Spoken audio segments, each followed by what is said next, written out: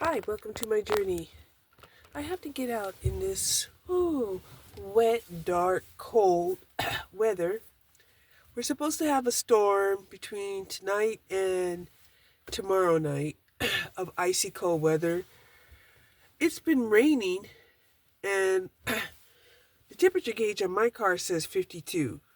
So I figure it's probably about 48 outside. So it is kind of cold. I'm dressed warmly. Um, and yeah, happy solar return, Aquarius. So yeah, Aquarius has a special place in my heart, because my mother was an Aquarius. Okay, my oldest daughter is an Aquarius. All right, so of course, those are two significant placements: your mother and your firstborn daughter. Okay, very, very significant placements. And honestly, they have what? My daughter was born on the 15th of February, and my mom was born on the 16th of February. Now, if anybody knows anything about those type of placements, you already know that those people are definitely cuspers. They are cuspers to, the Pisces sign, right? Yeah, they have the influence of Pisces somewhere, okay? So anyway, my father was a Pisces, so I miss my parents dearly, right? And who knows, I could be grieving my parents and not even know it, okay? Because I just don't express those kinds of emotions, especially when there's, nothing that you can do about it. What can you do about somebody that has expired, right? Then my next favorite person happens to be like a cusper. She was a Scorpio Libra cusper. She was like the most favorite person, right? And she's expired, right? The most favorite people that I ever knew are no longer alive, right? And everybody else just seems mediocre, right? Mediocre at best, okay? So, yeah.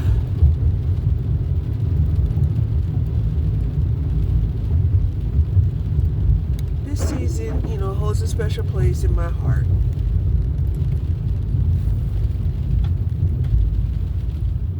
And it ain't got shit to do with, relationships with men or nothing like that. It has to do with my family.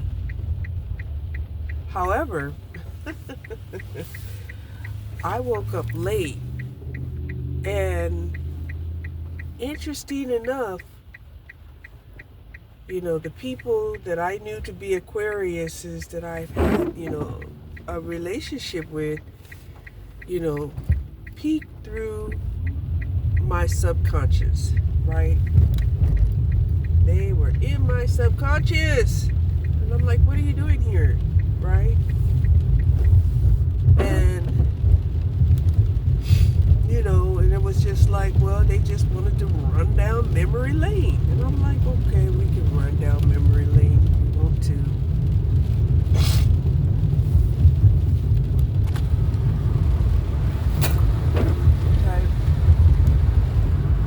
But, my first relationship after my abusive marriage was with this Aquarius man, right? And of course, I had the conversation with him that yes, I'm still married, we're separated, we'll never be together, we're trying to kill each other. And and my father has absolutely forbid me to even talk to this man ever again, unless, I want him, unless I want my father to, abandon me, which I didn't want. I needed my father. So, yeah, talking with him, he made it really easy for me to express myself, and I felt no judgment. I did not feel no judgment from him whatsoever, right? And I really thought it was because, this was an author, right? This man, he was a writer, right? And that he had the ability to take in other people's emotions, without, without letting it bother him, right? And that's also an Aquarius trait, all right? That's definitely an Aquarius trait. That, he can take in those emotions, and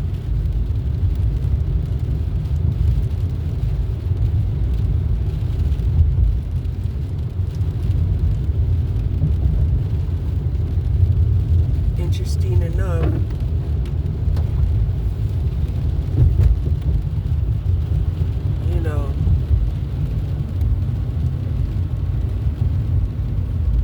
I knew he was in pain, but,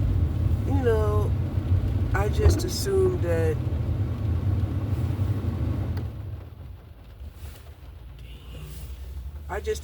that oh, it's 42 degrees out here. It is cold. I just thought that,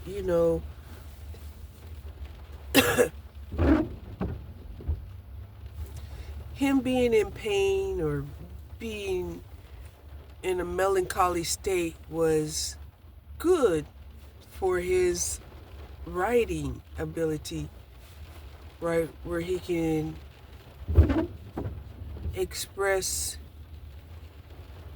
himself, many times he had read to me some of his writings, and they were very fluid.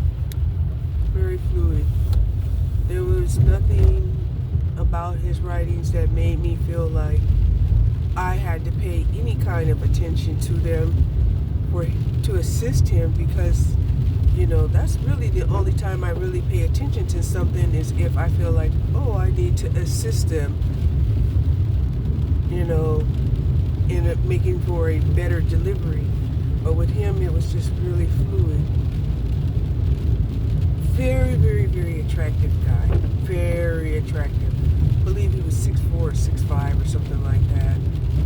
Looked like me in man form. I'm serious. He looked just like me, except in a man's form, right?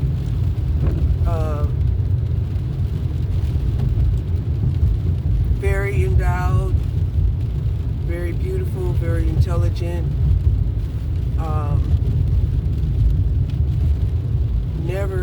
Never had I wished any harm, just the best for him, and I never felt like, he wished any harm upon me. I never felt that energy coming from him.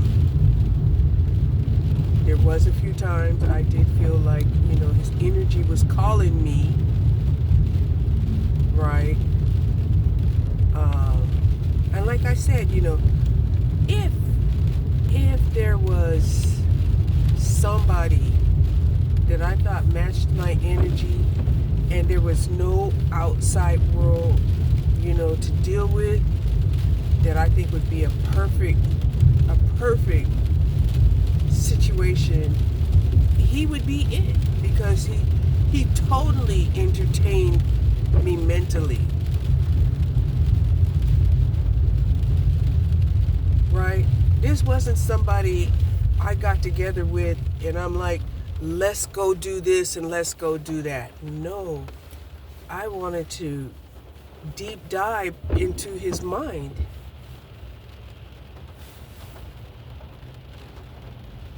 for days. And, I had never, ever, had that experience with anybody else, you know. But then, of course, even after spending, say, the whole weekend with him, right? It was like, oh, damn, Monday morning, this got to happen. I got to work. I got a daughter. it was just, and there was nothing he could say about that. And he wouldn't say anything about it, right? So, interesting enough, I woke up, thinking about this particular guy who happened to be in Aquarius. And I don't remember a lot about him. I just remember that, our encounters was like two sapiosexuals getting together and, talking about any and everything. And that's another thing. He didn't mind when I jumped from subject to subject to subject and then returned back to the main subject. He didn't mind that at all. Like I said, he kept up. He kept up.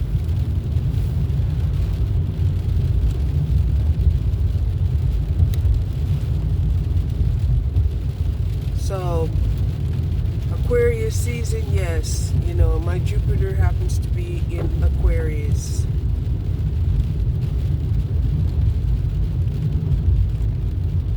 However, they say, Jupiter is your husband, yay. And I'm like, well,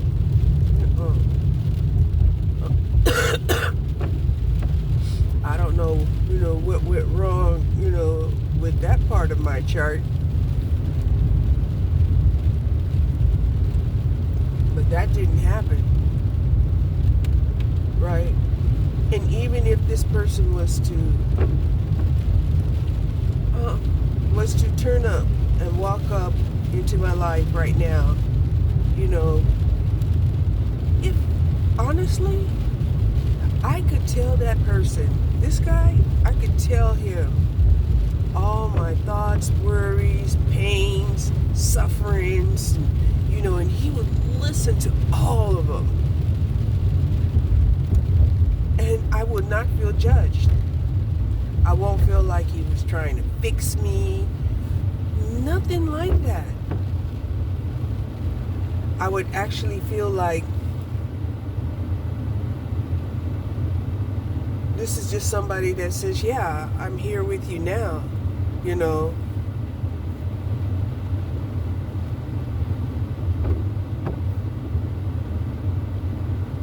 And it's all good, right? Would he even, talk with me about, both of us being older, past situations, all of that stuff? I believe that would be, that person. And then, it dawned on me that this is probably one of those signs that complement the INTJ, right? Which would probably be something like, ENTP, right? And I was like, oh my gosh, I came across an ENTP, in my life, and,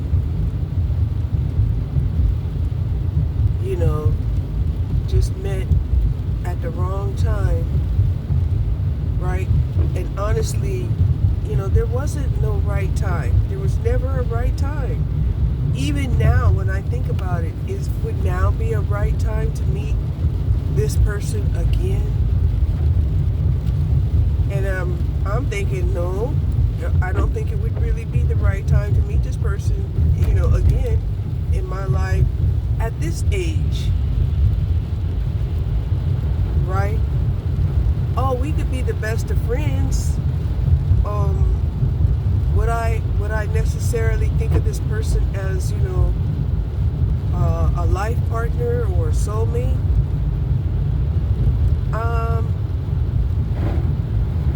I can't can't say that I would, because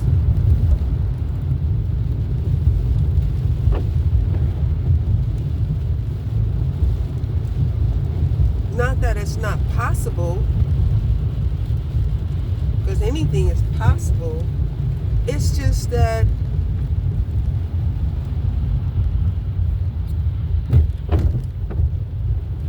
that's just one of those things that, you would have to see it to believe it.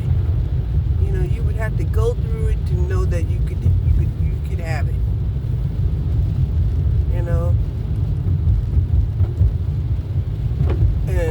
And that's probably because,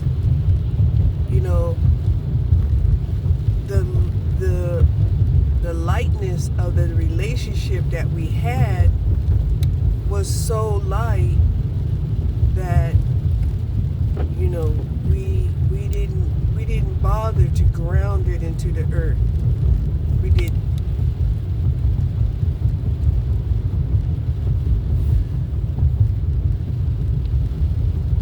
And then circumstances and situations happen. I don't know what happened to him, and maybe, his expectations, of what a relationship would be like was not, necessarily what he's seen in me. So that brings me to this one lady, right? Beautiful, beautiful, sensitive, intelligent,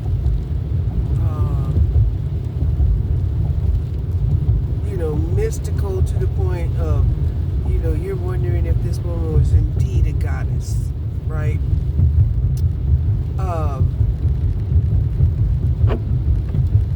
She was in Ghana, and, she was living on a homestead with a younger man that she wanted to be her husband. And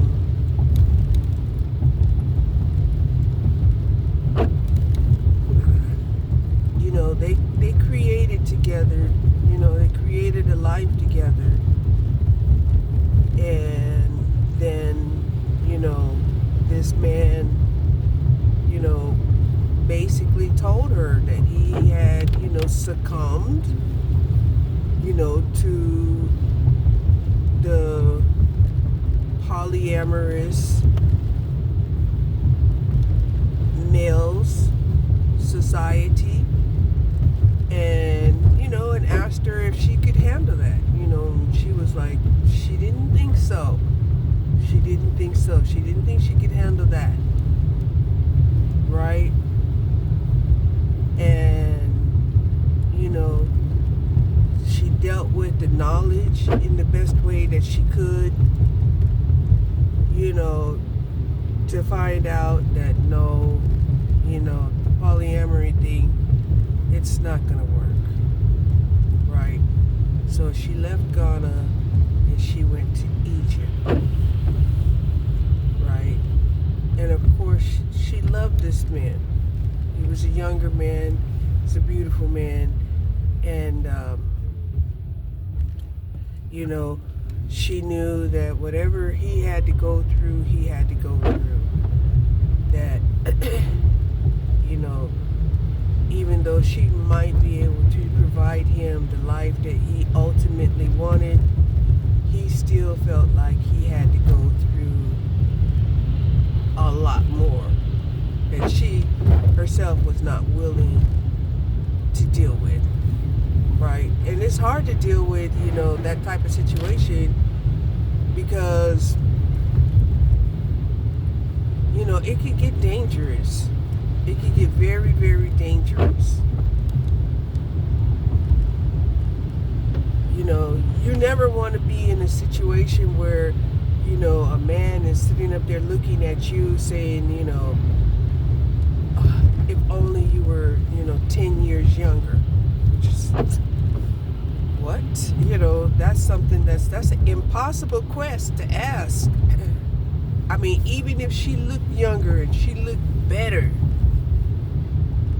right? it wasn't good enough, right? That's when you know there's something deeper than just age.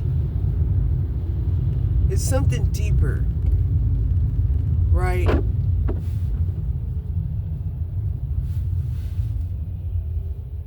So, yeah, I remember watching her film on their homestead and how she loved to prepare him dinner and how he would cook sometimes for her, and, you know, and how important friendship was to him, to the point where, you know, he was bringing his friends into the home, you know, and it was just like, no, you know, some men, you know, they don't understand that, you know, if your closest relationships are your mother and father, and they're like, you're going to have to let your father and mother go and cleave to your wife, but instead you replace your mother and father with friends, right? It's truly, you know, our friends, you know, they do remind us of, you know, the people that we love most, like our mothers and fathers, right?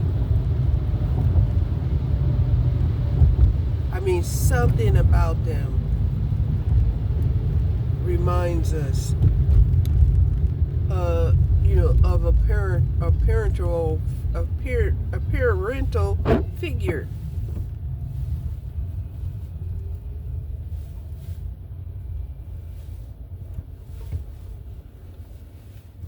Okay, we got the the train passing through the street.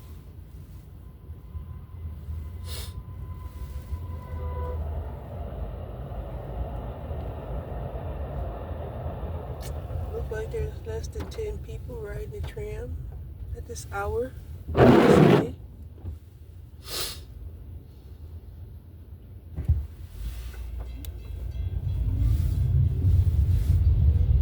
So yeah,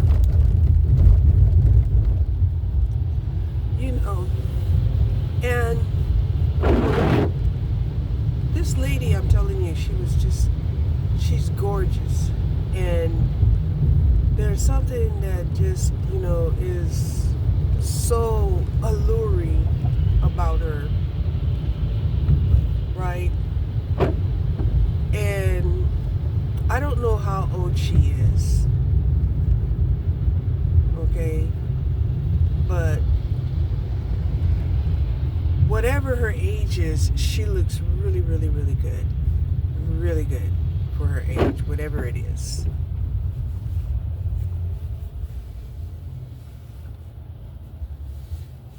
You know, and she was when I had woke up, she was on live. Let me put a shout out to her. Her channel is called My Wish, My Command. You know, and she's on YouTube.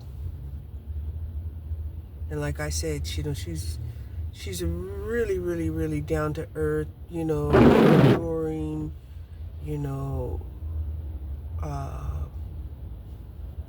you know, when I watch her, it isn't just the words that come out of her mouth. It's something powerful and mysterious that I feel when I watch her.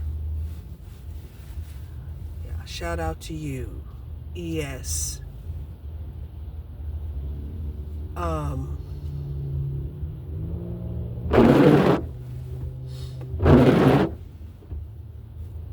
So it is wet out here, and it's supposed to get below freezing tonight.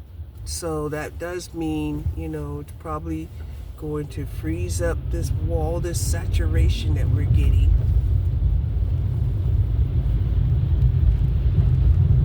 So in a way, I'm glad that I'm getting out today, because, you know, I probably won't get out tomorrow if there's ice on the ground.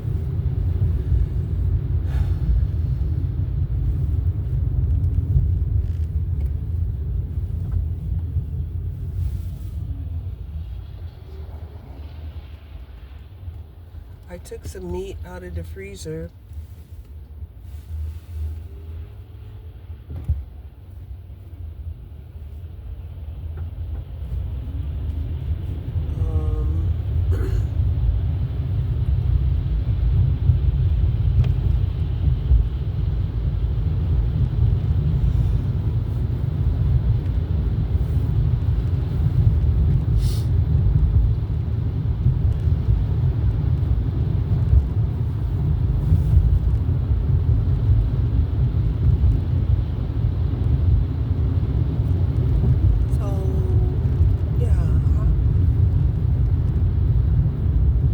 I dated 3 Aquariuses.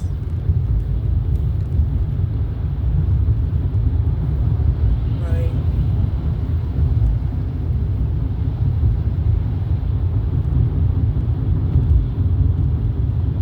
And they were very different.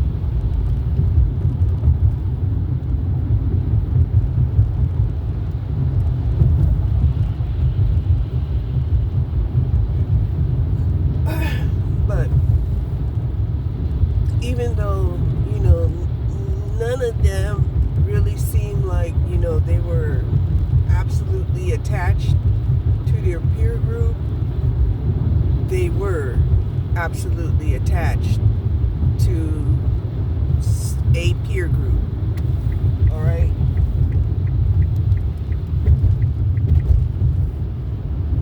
And that always made me feel like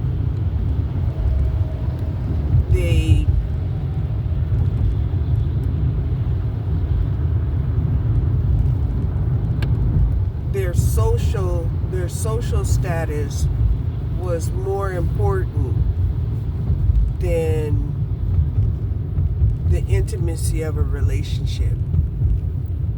That's what I felt, when I dated with the Aquarius men. It wasn't always like that, but it ended like that. Right? When I met them, they seemed like they were, popular loners. Okay? They seemed like popular loners. Then, like I said, somewhere in the popularity existence of their life, that became more paramount than being in, intimate, exclusive relationships. That the influence of outsiders or their outer group had more influential power than, say, their inner intimate partnerships. That's how it felt to me. And for me, that's no bueno. That is no bueno.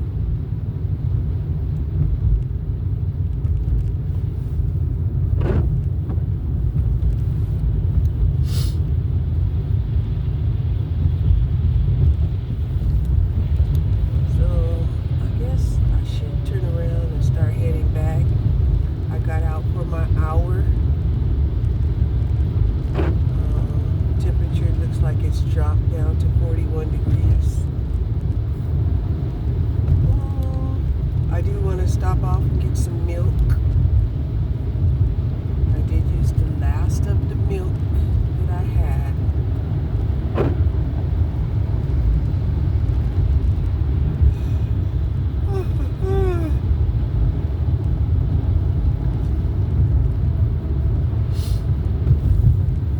And I'm telling you, it doesn't feel good, to be down to your last. I am like down to my last. And it's making me feel down, down, down. Like really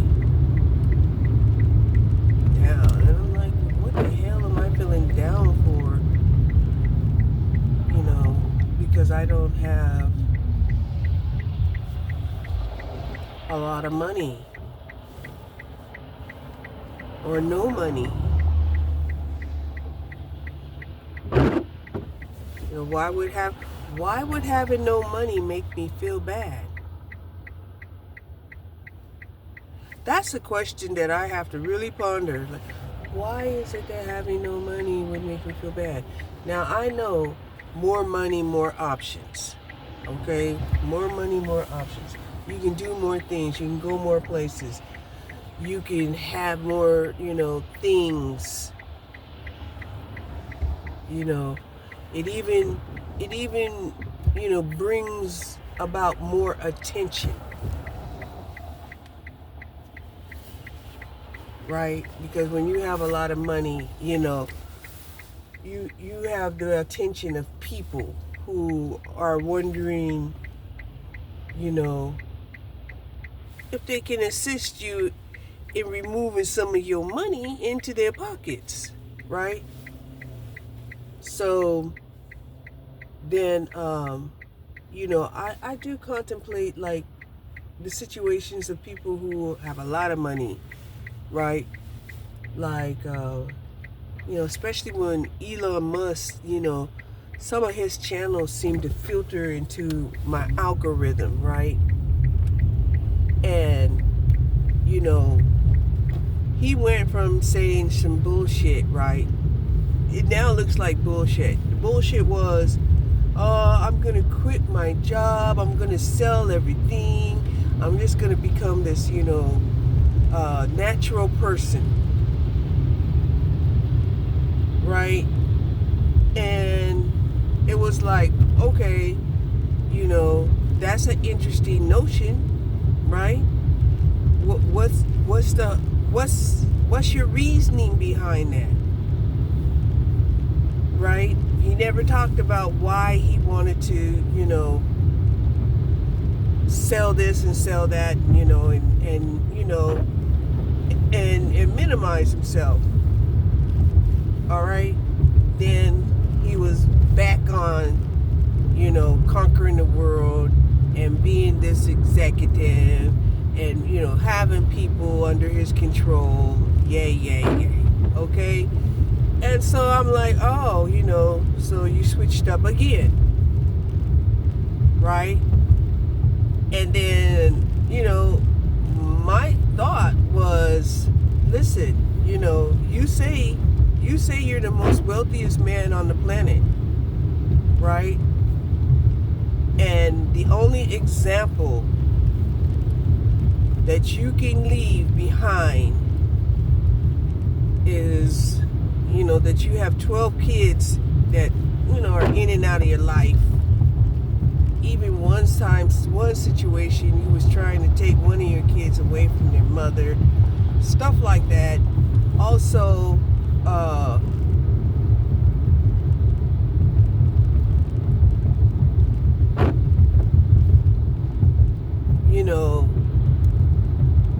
your emotions definitely seem unstable, right? Because on one hand, you're talking about getting rid of all of this and all of that. Nobody's telling you to get rid of your wealth, right? And the mere fact that you said it like that was obviously clickbait, right? It was clickbait. So the clickbait was what? So that you would get more attention, so you would see how many other people that you can manipulate and have under your control. What? Right? Then there was all of these videos, talking about, oh, you're so interested in, women that are over the age of 60, older than you, right? And it's like, that's weird, right? That you would, announce that, call it a preference, hoping for what? Anyway, who knows? Then it was, well, no, I really want to know the perspective of, of a seasoned senior woman, and I know you're out there. And it was just like, oh my God. Oh my God. Right? And, this was at the same time, during a short period of time, I'm always changing the name of my channel. Right? I'm changing the name of my channel based off of, a content or a perspective that I'm feeling at the time. Like when I first really started, downloading onto my channel, it was my weight loss journey. Okay? Then it was weight loss, but it's a spiritual one. Right? Then it was becoming a minimalist and purging. Then it was assessing my life as, a single senior woman that, had placed her profession, in the forefront of her life. And, how, I identified with, the struggles of women who, not only can't be a housewife, but have to deal with the idea that, they don't have a lot of cooperation from family members or even their children, that they have to be the sole provider, maybe even the sole parent, and then sometimes, even if you're successful, right? If you was to, go back and watch the movie Mommy Dearest, right? That, the sacrifices that, that she had made to these children who weren't even her real blood children. She just adopted them. But she wanted to love them as if they were her own. Right? And the sad part about it is the daughter ended up, sleeping with her husband.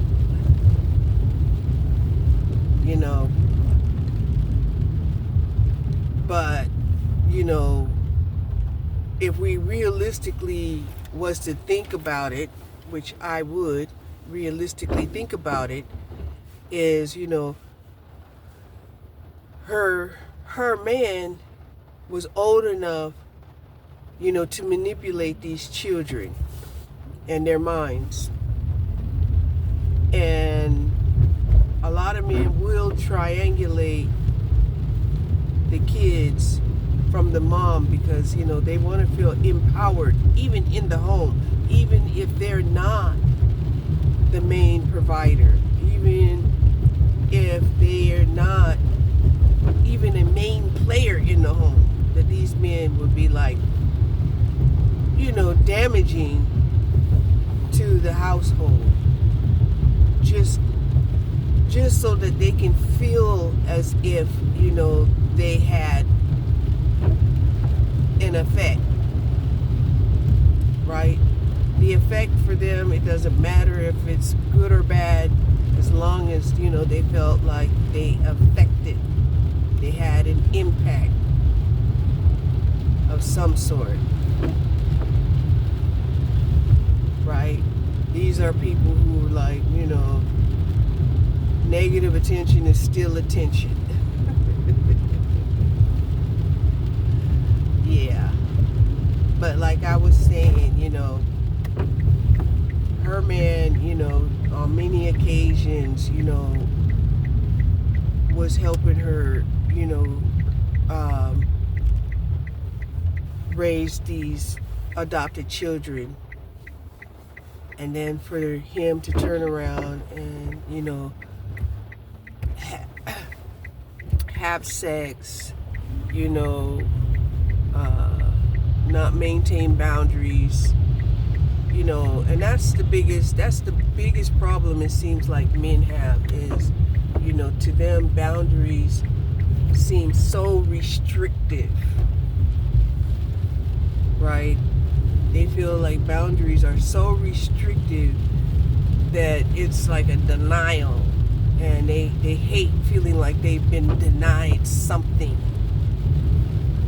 So they'll do the despicable and say, okay, yeah, it was despicable, I did it, because they was feeling some kind of way.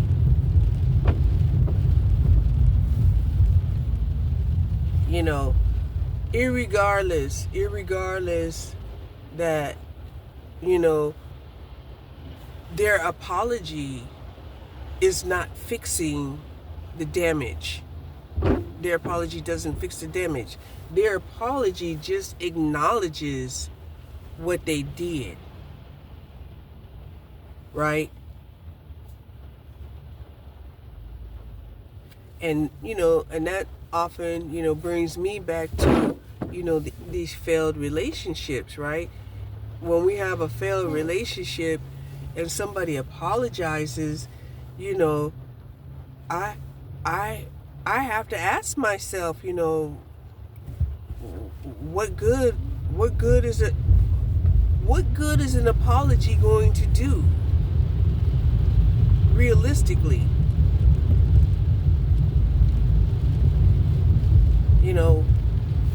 And they know that it's not going to mend the situation.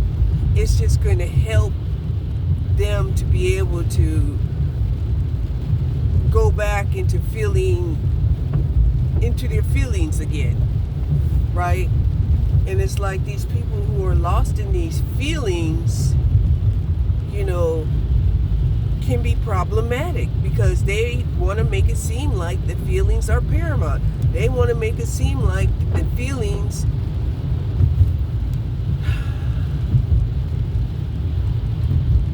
are the only thing that matter.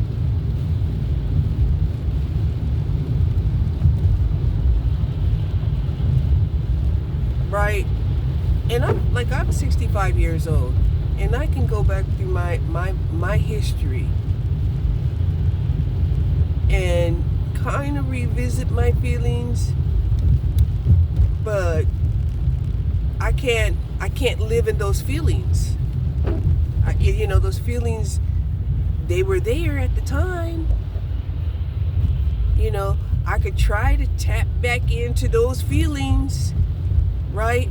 But it wouldn't be authentic and probably couldn't even be maintained. Right? So then my thought was, so kind of, what I think about Oprah, right? It's like, okay, Oprah, you have all of this money, right? You have more than enough money than you can ever spend in 3 or 4 lifetimes. Why are you out here front and center? Why do you want to be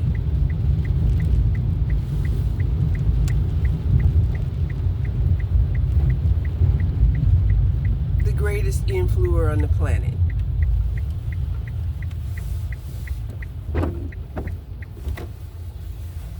Okay?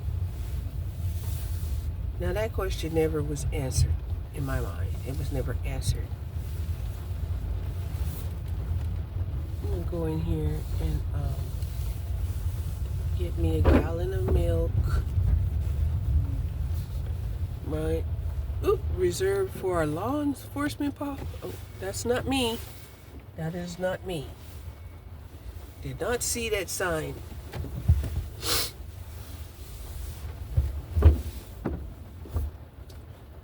Yeah.